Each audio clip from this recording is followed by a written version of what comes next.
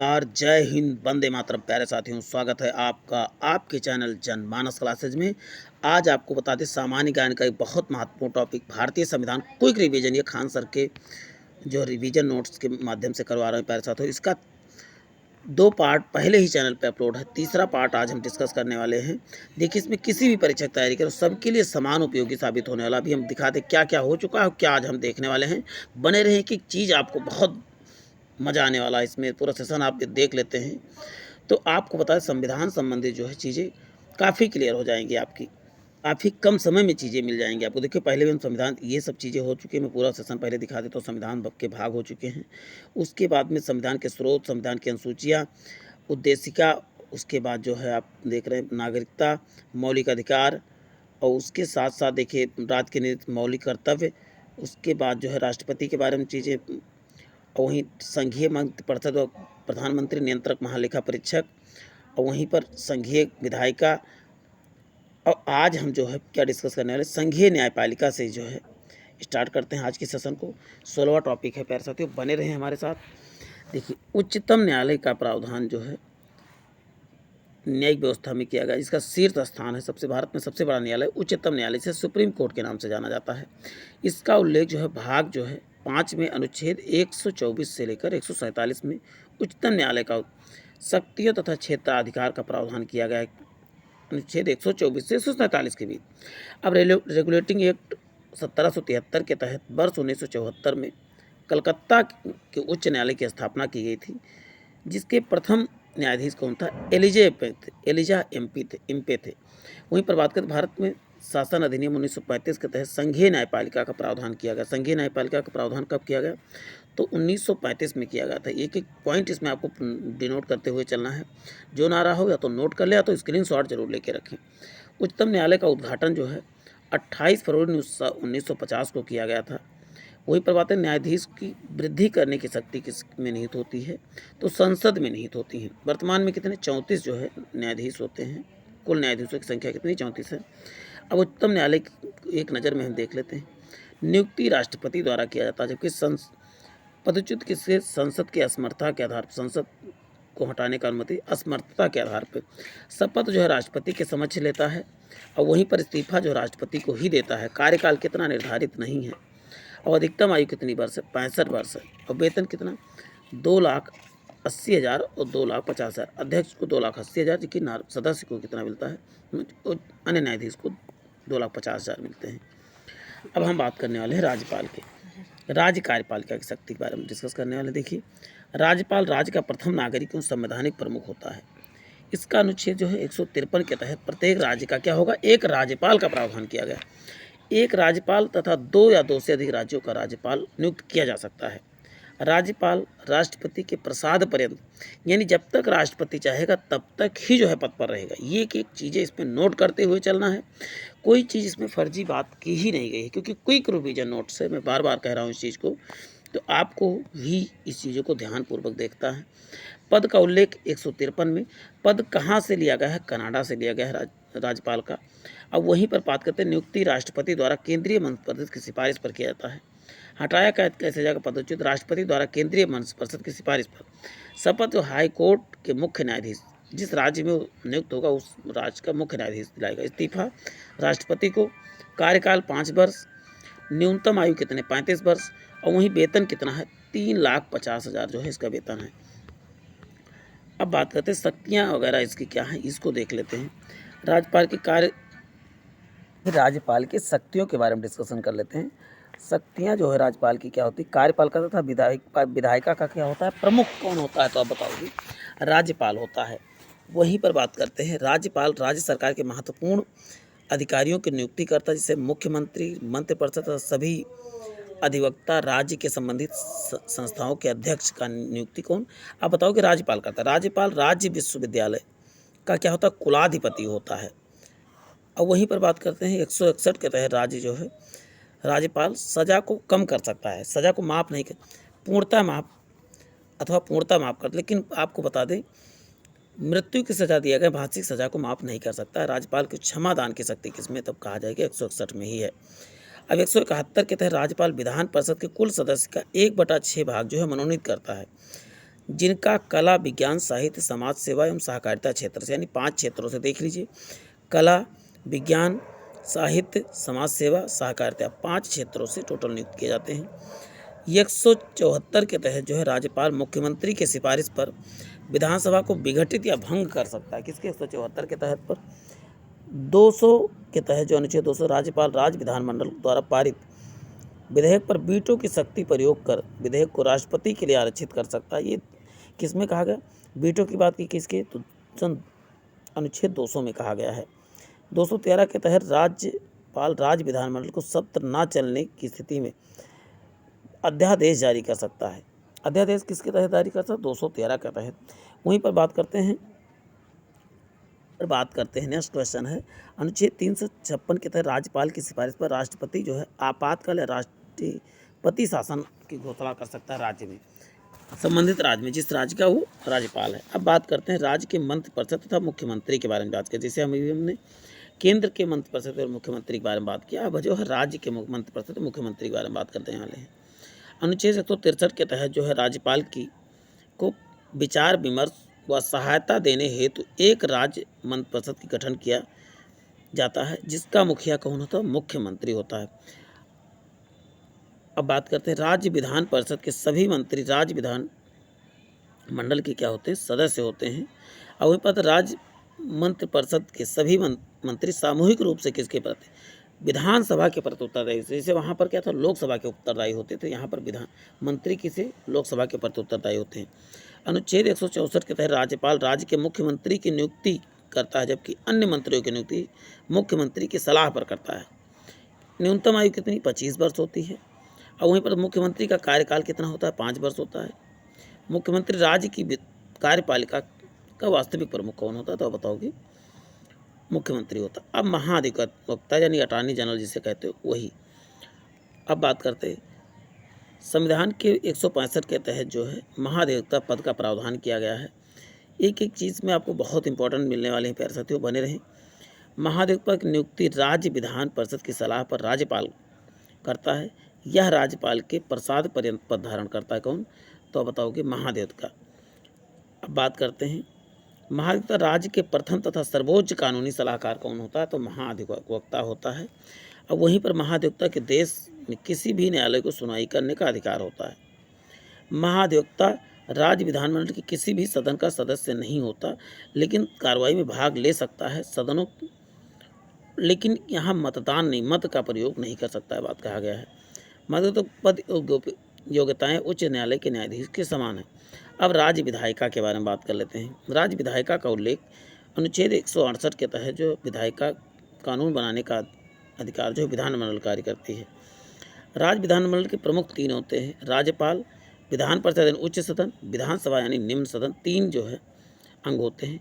जैसे संसद के 3 अंग कौन थे? लोकसभा, राज्यसभा और राष्ट्रपति थे। वैसे जो है विधानमंडल के कौन कौन से हैं? राज्यपाल, विधान परिषद तथा विधानसभा थे। अब यहाँ पर एक एक करके विधानसभा, राज्यसभा, इन सबकी चर्चा कर लेते हैं।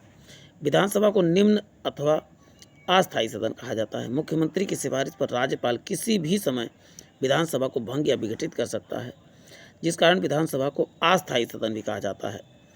किसी भी राज्य में विधानसभा में अधिकतम सदस्यों की संख्या कितनी हो सकती है? 500, जगह न्यूनतम कितनी है? 60। और वहीं पर देश की 4 विधानसभाएं में न्यूनतम संख्या अपवाद है। जैसे गोवा में कितना? 40, मिजोरम में भी 40, गोवा तथा मिजोरम दोनों में भी 40 हैं, और 32 कहाँ? सिक्किम में, पुदुचेरी में 30 हैं। ये चारों चीज़ें आपको याद हो, क्योंकि 60 से कम और हर जगह 60 से अधिक है, लेकिन 4 ही अपवाद कौन से? गोवा में 40, मिजोरम में 40, सिक्किम में 32 और पुदुचेरी में 30 होते हैं। तो अपवाद जो जरूर याद, क्योंकि अपवाद ही क्वेश्चन ज़्यादा उठते हैं, रेज होते हैं। सर्वाधिक विधानसभा सीटें किस राज्य में? उत्तर प्रदेश में 403 हैं, और वहीं पश्चिम बंगाल में 294 और महाराष्ट्र में 288, बिहार में 243। तो इसमें देखिए चारों को आपको लगातार याद कर लेना है। पहले उत्तर प्रदेश, फिर बंगाल में 294, महाराष्ट्र में 288, बिहार में 243। अब बात करते हैं देश के 3 केंद्र शासित प्रदेश, जम्मू कश्मीर में 114, दिल्ली में 70 तथा पुदुचेरी में 30। 3 जगह जो मुख्यमंत्री का प्रावधान है। विधानसभा जनसंख्या के आधार पर जो है अनुसूचित जातियों तथा जनजातियों को सीटों का आरक्षण किया गया है। किसमें? अनुच्छेद 332 के तहत। और वहीं पर बात करें विधानसभा के सदस्यों का कार्यकाल 5 वर्ष और न्यूनतम आयु कितनी होती है? 25 वर्ष। अब विधान परिषद की चर्चा कर लेते हैं। विधानसभा के मैंने डिस्कस कर लिया। विधान परिषद में उच्च या अस्थायी सदन कहा जाता है। विधान परिषद एकमात्र ऐसा सदन है जिसे भंग नहीं किया जा सकता परंतु समाप्त किया जा सकता है। देखो, भंग नहीं किया जा सकता लेकिन समाप्त किया जा सकता है। अब वर्तमान में केवल 6 राज्यों में विधान परिषदें हैं। उत्तर प्रदेश, बिहार, महाराष्ट्र, कर्नाटक, आंध्र प्रदेश और तेलंगाना 6 राज्यों में है विधानसभा विद्यमान है। किसी भी राज्य में विधान परिषद के कुल सदस्यों की संख्या उस राज्य के कुल सदस्यों के 1/3 होती है। कितना? कुल सदस्यों के 1/3 से अधिक नहीं हो सकती है। ये चीज़ें याद कर लेना है। अब किसी राज्य की विधान परिषद में न्यूनतम सदस्यों की संख्या जो है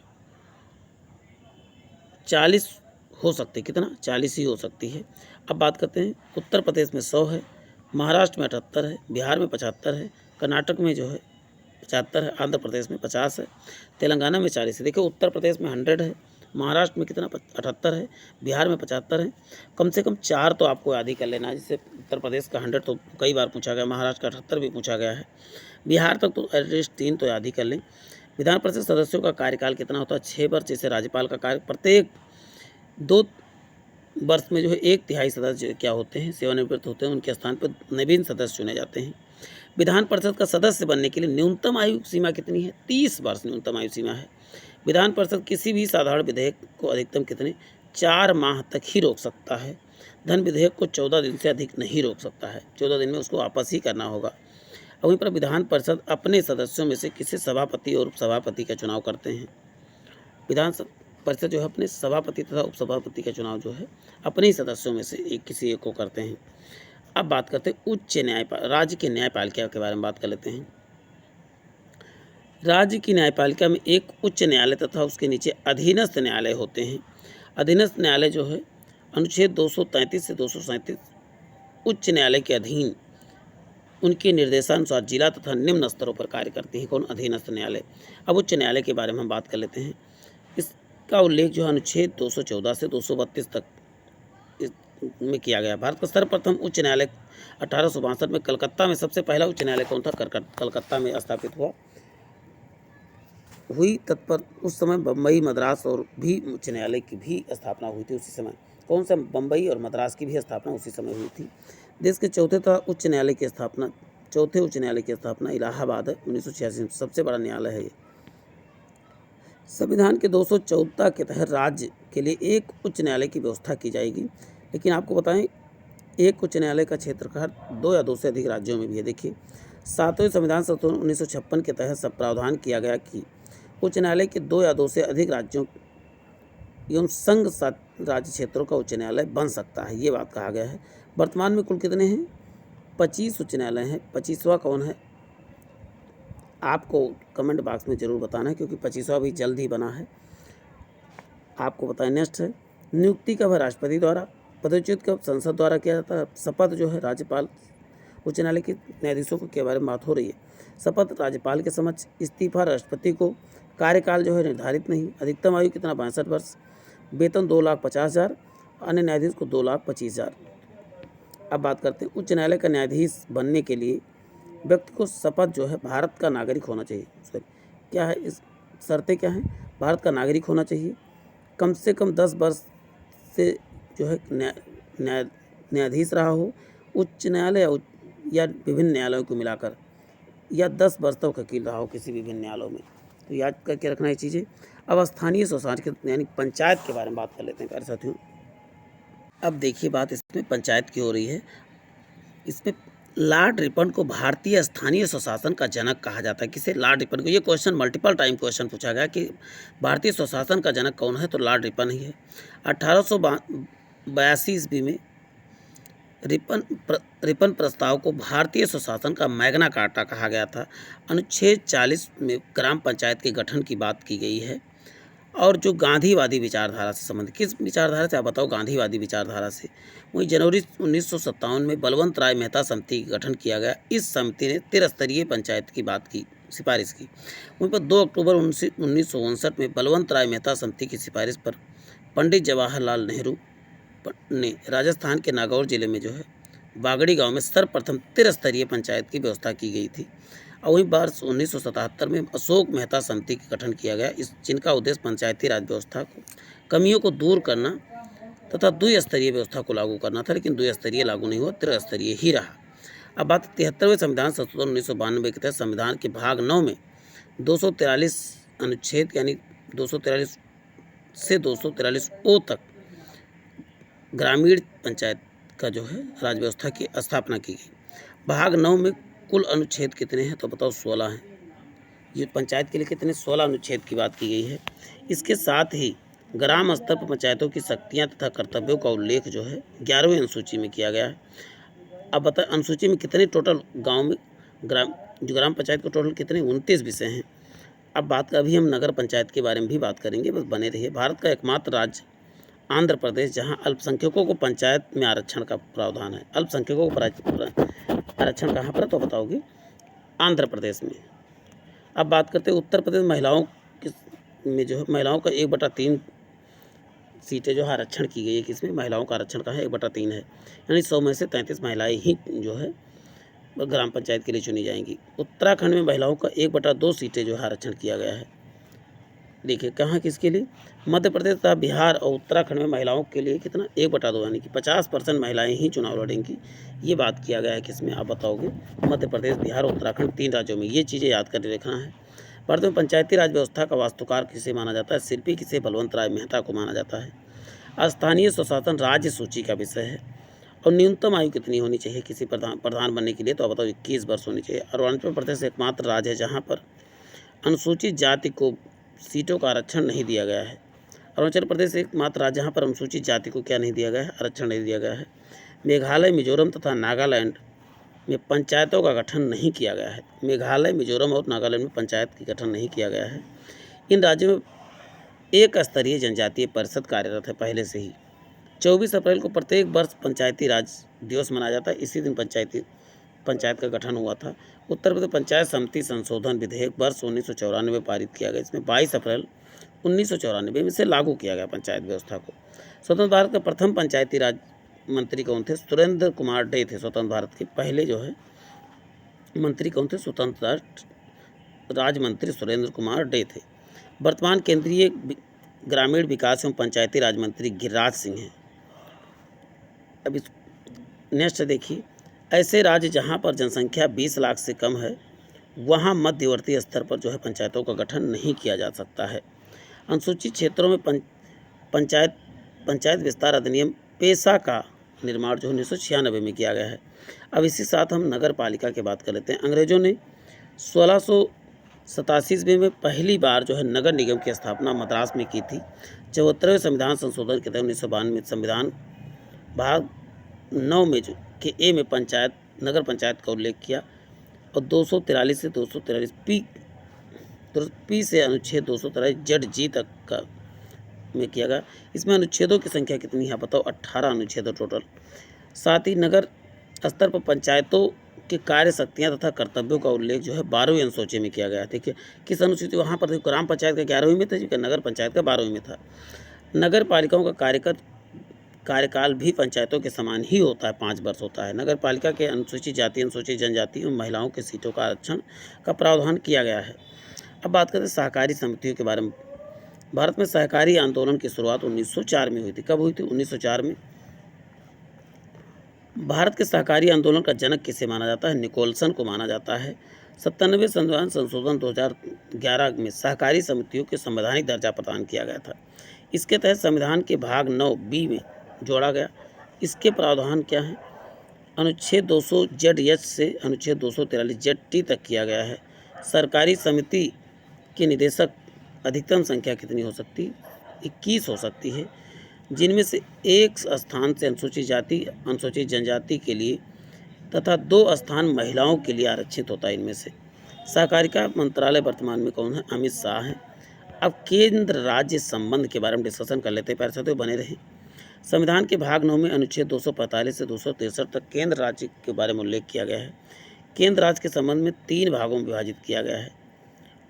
विधायी संबंध जो है 245 से 255, प्रशासनिक संबंध अनुच्छेद 256 से 63 एवं वित्तीय संबंध की चर्चा किसमें 264 से 293 इसका स्क्रीनशॉट जरूर लें, जिससे आपको चीज़ें और आसान हो जाएगी। तीन तीन केंद्र राज्य के संबंध में मुख्य 3 भागों में विभाजित किया। पहला क्या है? विधायी संबंध 245 से 255, प्रशासनिक संबंध आप बताएंगे 256 से 263 और 264 से 293 जो है वित्तीय संबंध के बारे में बात किया। वित्तीय संबंध का उल्लेख जो है भाग 12 में किया गया। किस भाग में?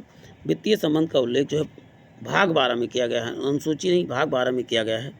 अनुच्छेद 246 के तहत केंद्र राज्य के मध्य विधायी शक्ति के बंटवारे के लिए 3 सूचियों का निर्माण किया गया है, जो 7वें अनुसूची में रखी गई हैं। संघ सूची, राज्य सूची और समवर्ती सूची की बात की गई है। और देखिए 246 के ए में जो है के तहत वस्तु तथा सेवा कर जो है जीएसटी के संबंध में विशेष प्रावधान किया गया है। और वहीं पर बात करते हैं 248 में जो है अवशिष्ट शक्तियाँ संसद के पास नहीं होंगी, यानी केंद्र के पास नहीं होगी। अब वहीं पर 249 के तहत राष्ट्रपति में राज्य सूची के संबंधित विषय पर कानून बना सकता है। किसमें? राष्ट्र हित में जो है राज्य सूची पर भी कानून 249 के तहत बना सकता है। अब बात करते हैं अनुच्छेद 250 के तहत आपातकाल की स्थिति में राज्य सूची के संबंध में कानून बनाने का शक्ति किसको प्राप्त है? आप बताओगे? संसद को प्राप्त है। 253 के तहत संसद के अंतर्राष्ट्रीय समझौते अमल करने के लिए विधि बनाने की शक्ति भी जो है प्राप्त है। अनुच्छेद 262 के तहत संसद विधि बनाकर जो है अंतर्राज्यीय नदियाँ तथा नदी घाटियों के पानी संबंधित विवादों का संबंध में निर्णय कर सकती है। और वहीं पर बात करते हैं 263 के तहत राज्य के तथा केंद्र राज्यों के मध्य जो है अंतर्राज्यीय परिषद का गठन का प्रावधान है। 151वां संविधान संशोधन के तहत सन 2016 में अनुच्छेद 279 के जोड़ा गया था। राष्ट्रपति जीएसटी परिषद की स्थापना किसके तहत? 279A के तहत जोड़ा गया। और वहीं पर केंद्र राज्य संबंधों के संदर्भ में 1966 में मोरारजी देसाई की अध्यक्षता में 6 सदस्यीय प्रशासनिक सुधार आयोग की गठन किया गया था। 1969 में बीपी राजमन्नार की अध्यक्षता में 3 सदस्यीय राजमन्नार आयोग का गठन किया गया था। राजमन्नार आयोग किससे संबंधित? तो अंतर्राज्यीय संबंध से है। अब बात करते हैं वर्ष 1993 केंद्र राज्य सेवानिवृत्त न्यायाधीश आरएस सरकारिया के तहत 3 सदस्यीय सरकारी आयोग के गठन किया गया था। सरकारी आयोग का संबंध किससे? तो बताओ कि केंद्र राज्य संबंध से है, जिनके संबंध में 247 सिफारिशें की थी। वर्ष 2007 में केंद्र राज्य संबंधों की समीक्षा के लिए पूर्व न्यायाधीश मदन मोहन पुंछी की अध्यक्षता में 4 सदस्यीय पुंछी आयोग का गठन किया गया। ये भी पुंछी आयोग किससे संबंधित है? तो आप बताओगे केंद्र राज्य संबंध से। तो प्यारे साथियों, आज के लिए इतना ही, फिर मिलते हैं। जय हिंद, जय भारत। और कल की टॉपिक में हम जो है क्या क्या देखने वाले ये हम आपको बता दें। देखिए, हम संवैधानिक तथा गैर संवैधानिक निकाय देखेंगे। उसके बाद देखिए निर्वाचन प्रणाली यानी कि देखेंगे। उसके साथ देखिए गैर संवैधानिक निकाय सब टेबल वाइज देखेंगे। राज्यसभा के बारे में बात करेंगे। उसके बाद कल इसका जो है पूरा होती होगा। कल जरूर पूरा सेशन जरूर देखिएगा। कल के सेशन पूरा संविधान में कंप्लीट करने वाला हूँ। आज के लिए इतना ही। जय हिंद, जय भारत।